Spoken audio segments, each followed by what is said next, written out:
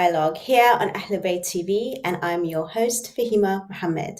Welcome again to this wonderful series that we are trying to help and assist you all with raising different topics and issues. And we have another topic again tonight with an amazing, brilliant guest as well, who's not, that is not actually unfamiliar to the show. And I would love to invite Brother Bilal Ali Hugh. Assalamu alaikum.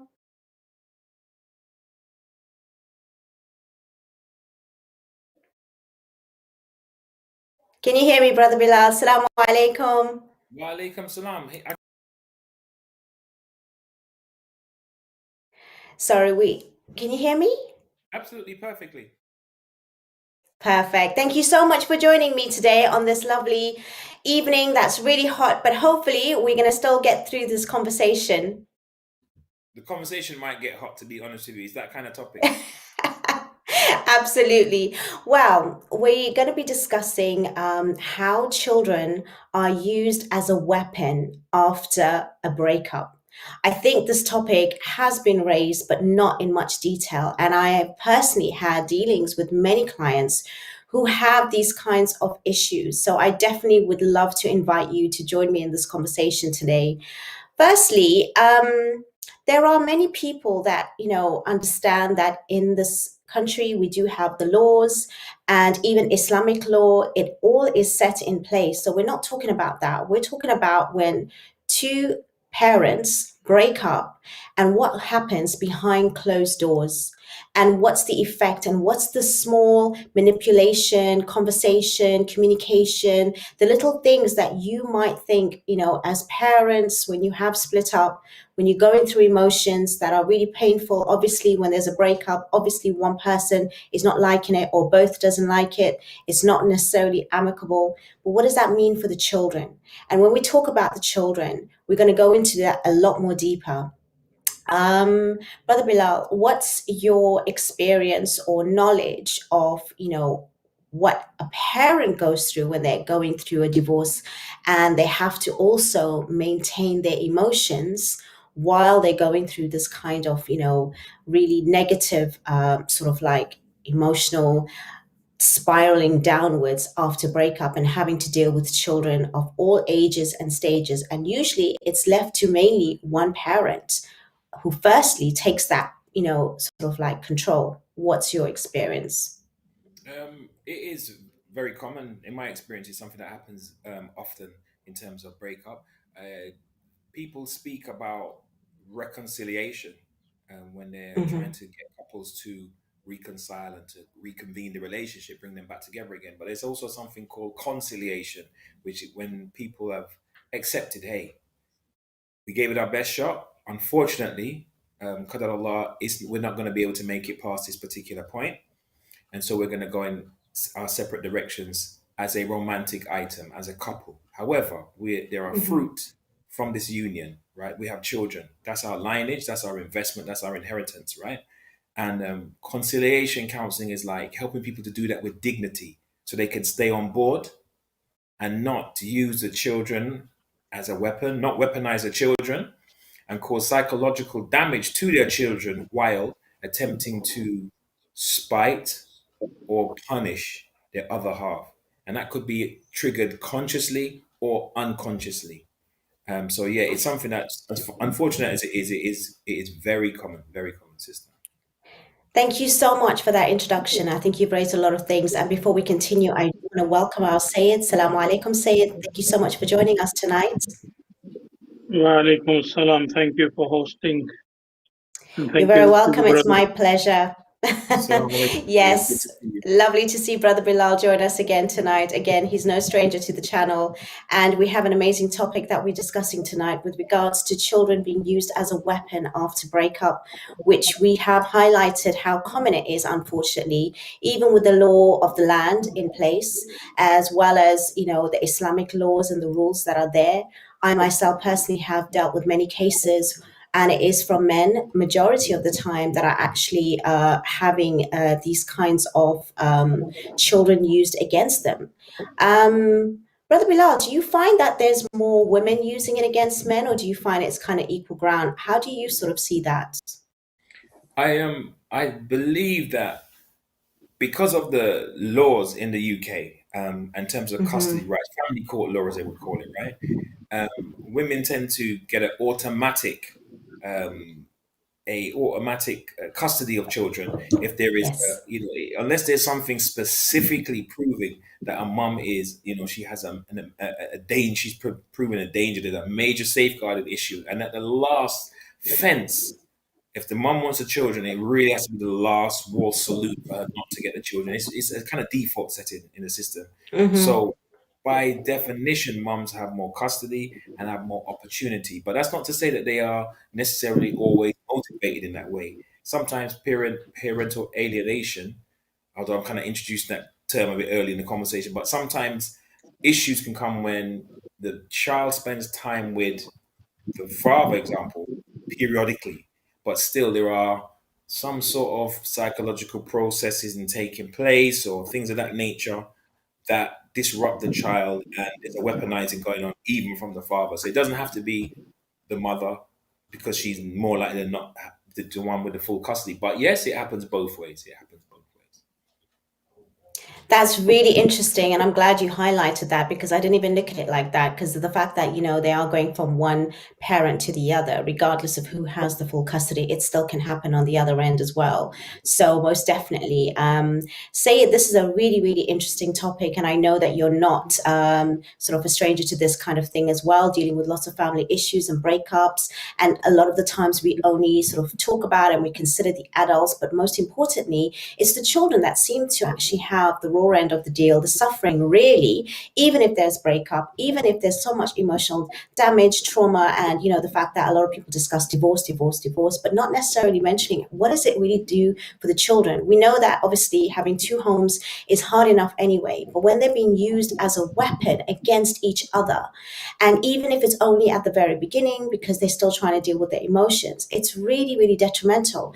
Islam obviously places more responsibility on the father to look after their child. However, in this country, it is like Brother Ali said, that automatically the mum gets that. Has that raised any issues generally amongst our Muslim community when it comes to, the mums having the majority or basically the main sort of like custody over their child? Bismillah ar-Rahman ar-Rahim. The custody issue in the West, around 15 or 20 years ago, used to be different, and the law in UK has changed. Around 15 or 20 years ago, the custody was always given to the mother.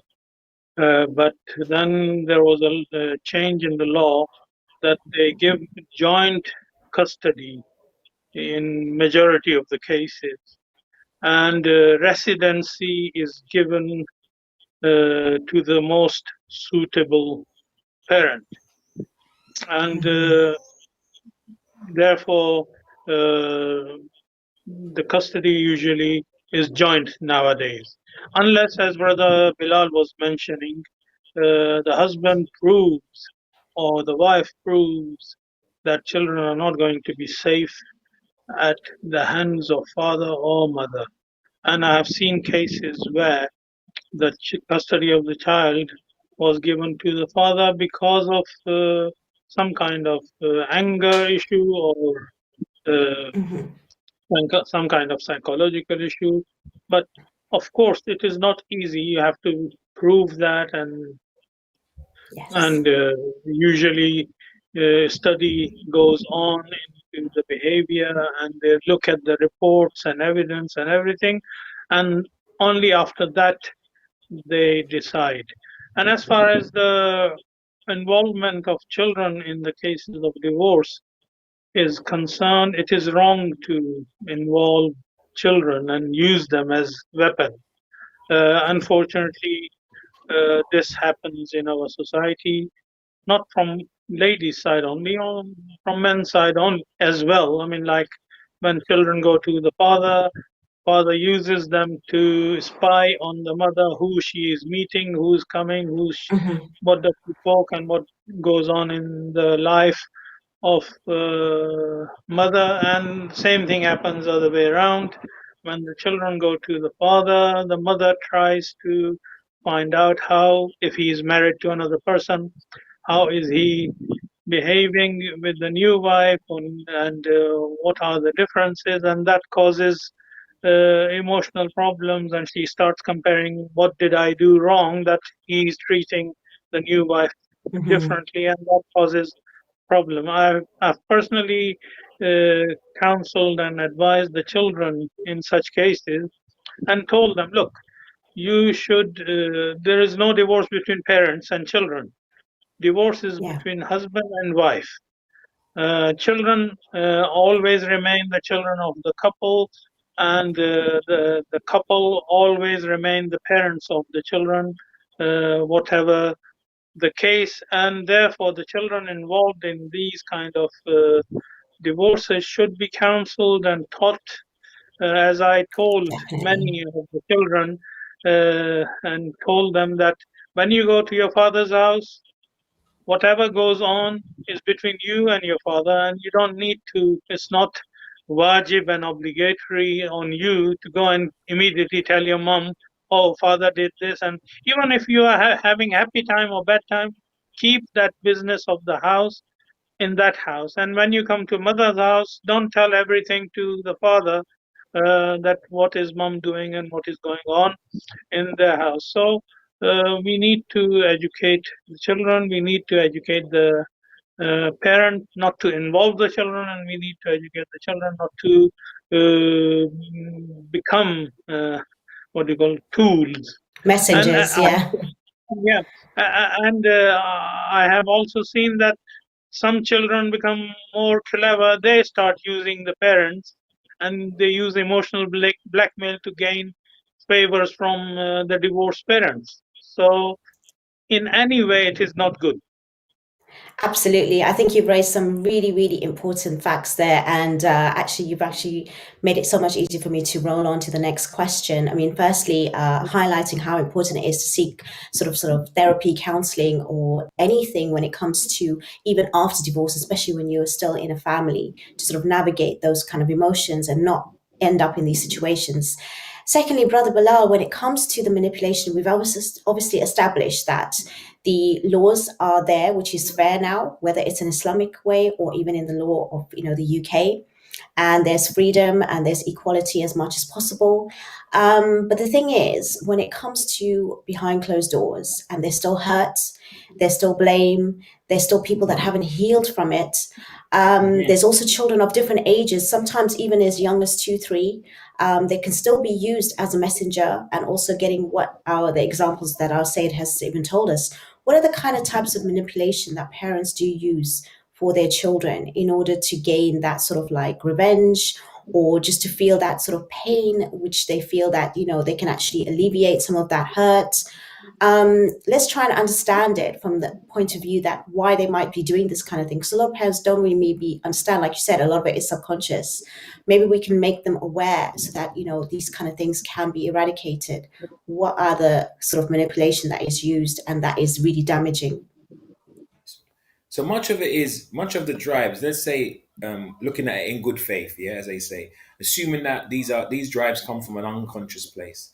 But I must prefix my answer by saying one of the most common grounds or factors that lead to divorce. People think it's finance or infidelity, but the research suggests it's differences in parental style as being one of the most significant, if not the Oh, most, wow. one of the most significant factors disagreeing about the children, decisions about the children. In relationships, in marriages, there's human beings come together. There's a power play that takes place, and Hmm. there's that Hmm. happens when children come in. That oftentimes, even if it doesn't lead to divorce, but sometimes tension around children and parenting styles. And no, you cannot have ice cream. It's the weeknight, and then dad comes in and then says, "Hey, that's my champion," Yes. and just gives a big bowl of ice cream. Things like this happen where parents rival for the affections to be the favorite parent of Hmm. the child. Hmm. So this can often continue, triggers an insecurity in a parent. And so getting back to your question now, the manipulation sometimes takes place what they call parental alienation, where a child is manipulated in a way to break a bond with a parent. It might come around where Yes.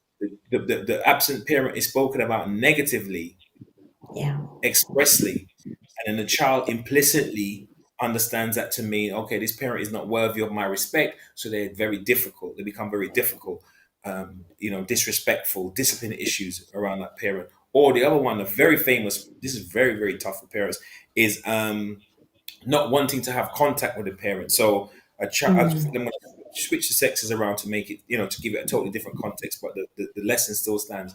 A child is with his father.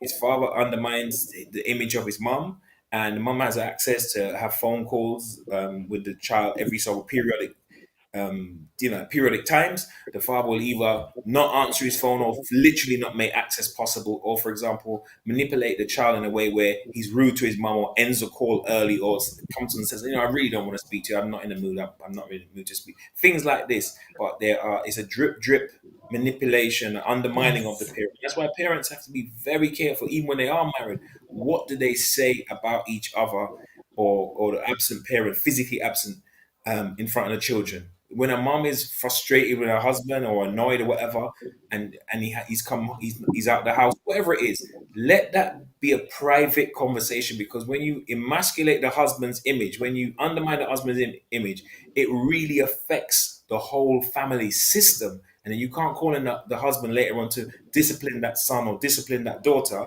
and be the authority figure when you've already damn you tarnished his image. And the same likewise with if a husband were to do the same by undermining a mother. That is so true. I mean, it sounds unfortunately very familiar with the cases that I've dealt with, and it's really unfair, not just to the parents who are actually missing out on their children growing up, and it can actually even take, weeks, months, if not years, that they don't see their children. They're given, less and less access. They make it a lot more difficult. Like you've mentioned, the communication between, conversations about the other is always manipulated, distorted.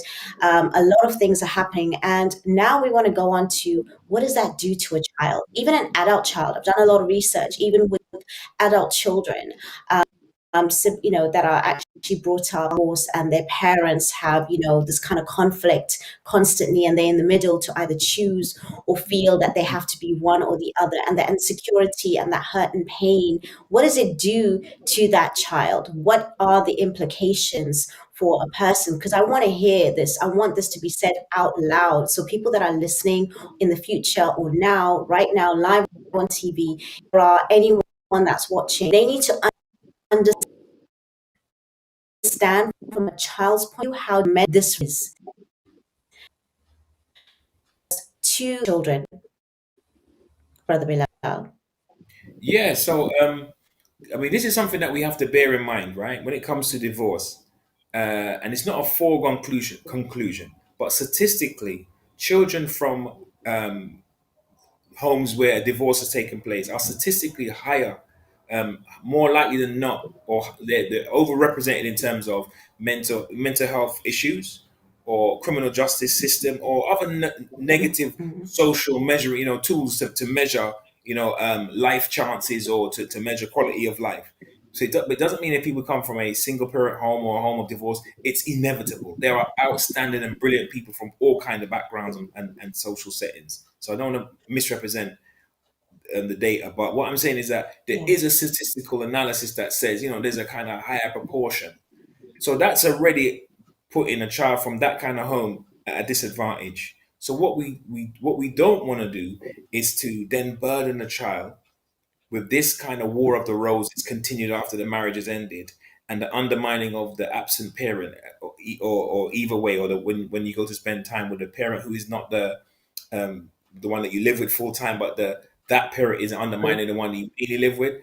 Anywhere where this takes place, this is fracturing a child's identity, because remember, the child's identity is with the parents. It's so intertwined with the parents, and when you create a friction, a destabilization, this is kind of unraveling people, and it can lead to like longer term psychological issues. Doesn't mean that people aren't functional and have Hmm. careers and stuff like that, but on a deep emotional level, I don't think people really appreciate. You'll have people whose parents divorced when they were 12, for example, and they're in their 50s and going into their 60s, but there's still stuff that they carry psychologically, emotionally, from those days of when they were young children, or older adolescents, that parents is unresolved issues spilled over. They say you don't have to be the one playing in the mud to get dirty. So it's the children are not the ones playing in the mud. The parents are playing dirty, but the children have now become a casualty of that war. That is so important what you just raised there. And I think you put it beautifully actually in describing it. And hopefully people that are listening out there actually do understand the severity of this. Say it to our faith. We know that as Muslims, we try our best to perform in the best way with regards to our guidelines and duties. But when it comes to taking care of each other, we find it very difficult after divorce to be amicable, to be fair with each other. And it's really difficult that we have to roll this over to the children, and it filters.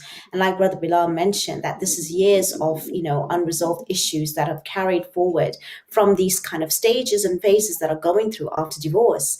What kind of advice and guidance in people that are watching today who are going through this, who may be the perpetrators, who are actually involved in this? It might be even slight manipulation in conversation. It could be like slight subtle interference with visitation. The fact that even if both parents can't even communicate in front of the children, and they leave it up to young kids, or to even decide when they're going to see each other and message, they pick up from a young age. And the fact that if you can't be grown up in your divorce, even at a detrimental stage, then what for your children? What advice do you give, especially Islamically, as a duty for people to carry on in a very, very, sincere, but, sort of serious way, to take this on and understand the severity of behaving and treating each other, even when you don't like, love, and with each other anymore, just for the sake of the children? Yeah, I mean, there are very few examples where the parents are sensible and they don't use the children. And you personally know some cases Yes. that how it is easy to kind of agree, although in majority of the cases the fights go on. When the couple Yeah. come to me for divorce and they have children, I usually tell them that be prepared to have problems until one of you dies, because the problems are ongoing. If the child is young, then the child is going to grow.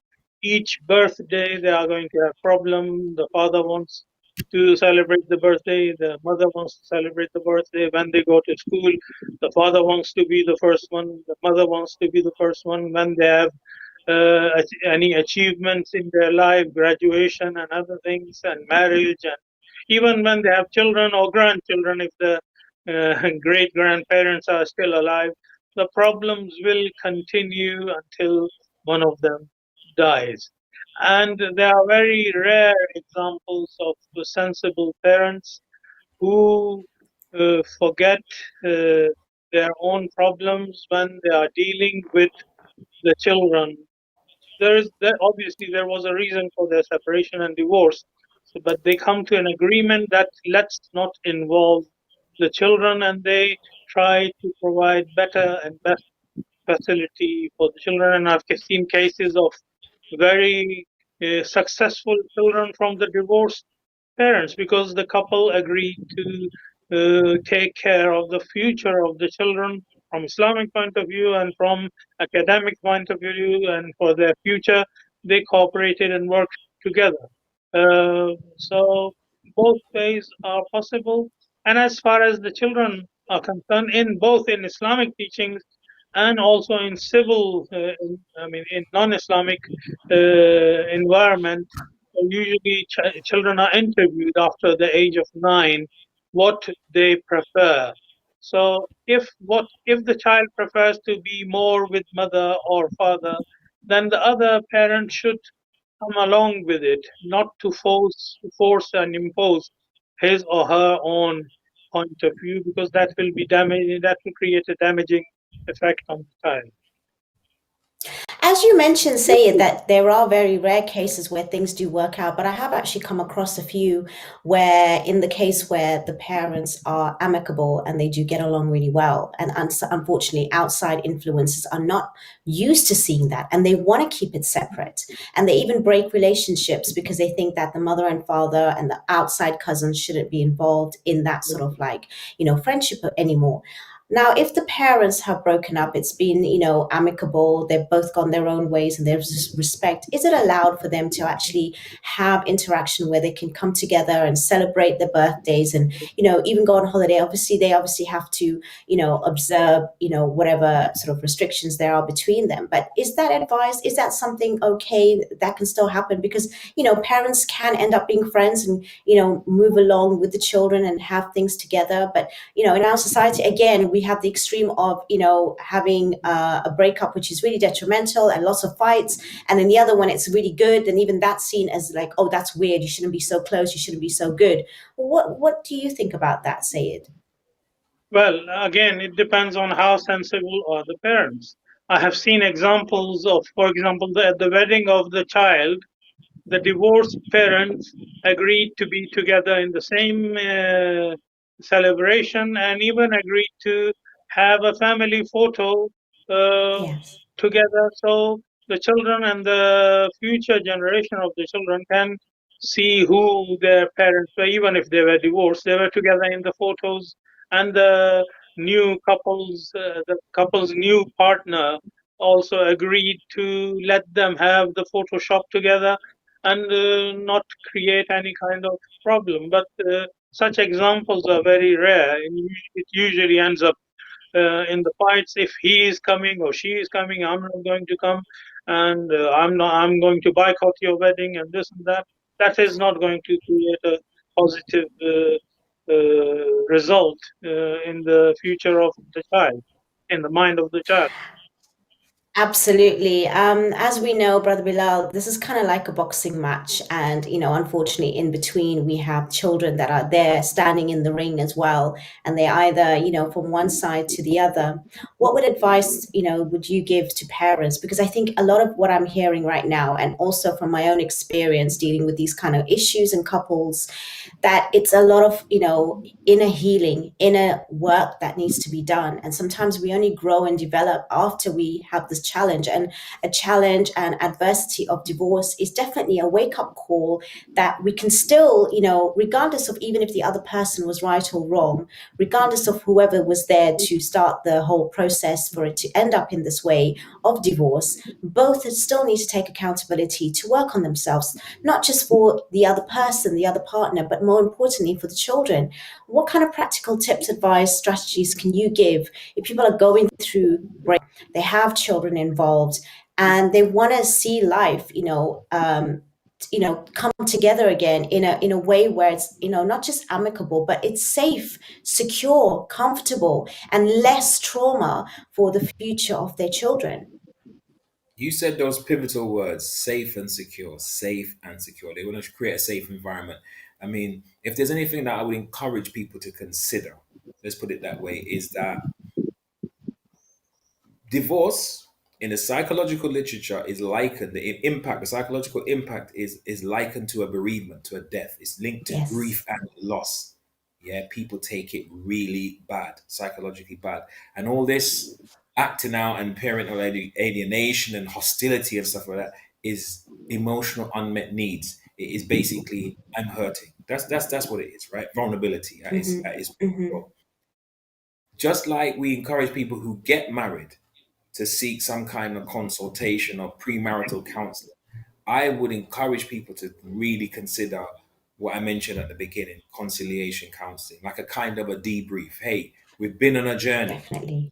right? We've been on a heck of a journey, but for whatever reason, and Allah knows best, we're not going to go into the details of who was right and wrong, but we can accept it's not working anymore.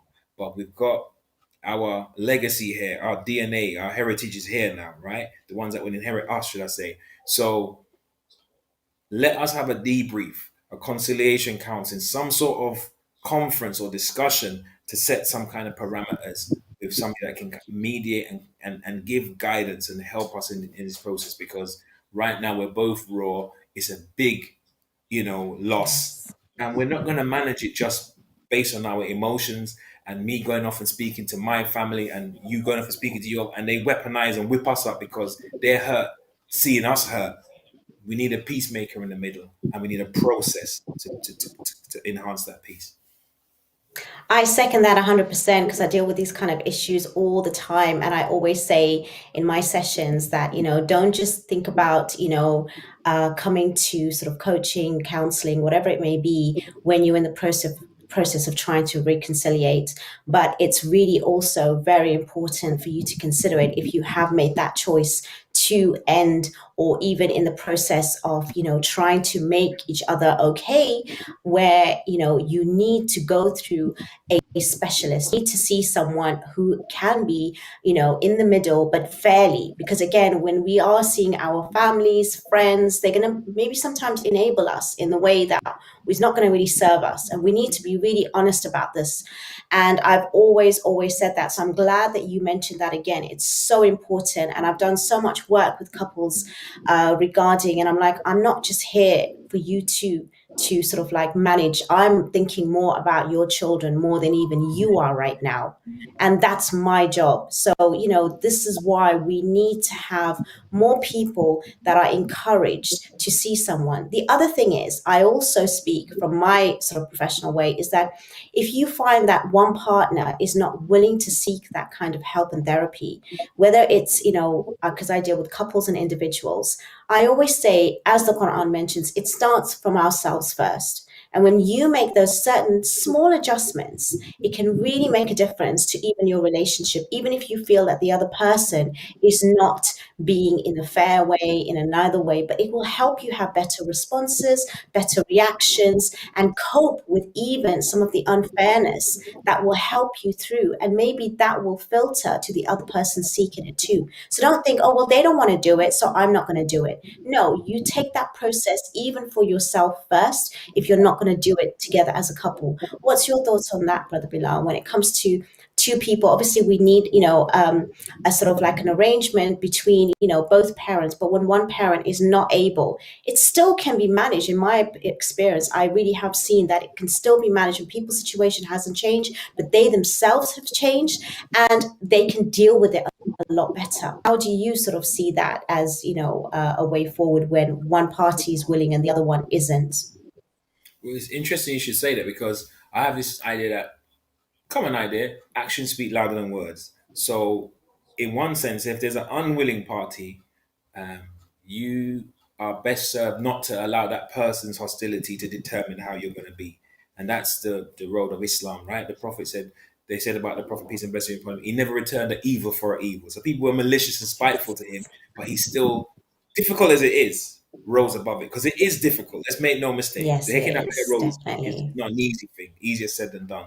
But I would encourage people to do that, to model what is right, because with the right action and the good action, you can, that person's anger can burn out by seeing you model the right way, and it's still a space to manage the difficulties by working with a professional coach, counselor, psychotherapist. It's still a good opportunity for self care.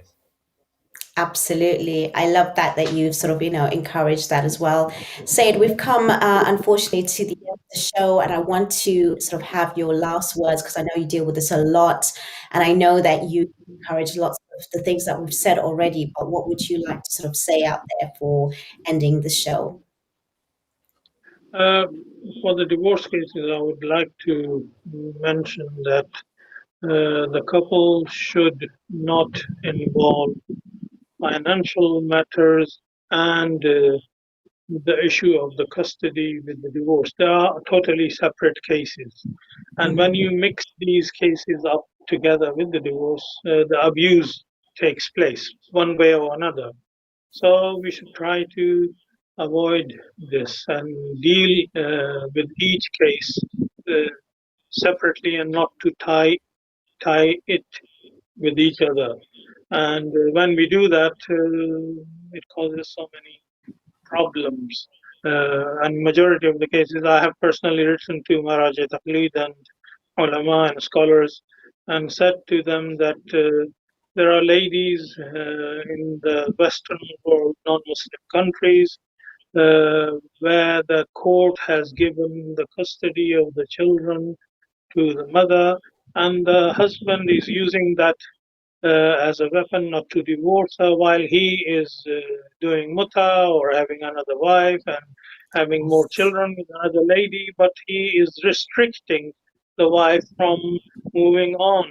And so, in that cases, they have given me special permission that if you come to conclusion that the children, because of the court decision about the children of financial matter, which we cannot do anything, the Mhm. divorce is being delayed, we can go ahead and do the divorce without the husband's permission if he doesn't cooperate.